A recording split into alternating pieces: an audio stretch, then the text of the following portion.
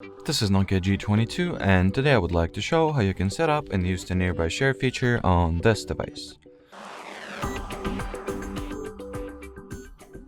So to start, I recommend that you enable Wi-Fi and Bluetooth. Then amongst the available control panel shortcuts, find the icon that says nearby share and touch and hold at it. Next step is to turn it on by toggling this switch. From here you can rename the device if you want to. You can also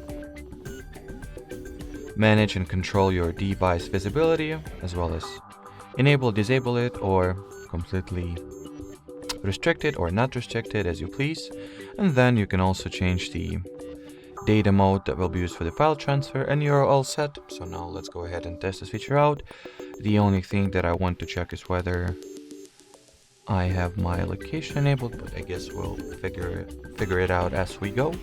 So let's say I will try to send this screenshot I've just made from my other Nokia phone. So here's my G22. Now I gotta accept the transfer request at the receiver's end and wait for the picture to be transferred. As you can see, the file transfer was successful. So that will be it for this video. Thanks for watching, and bye bye.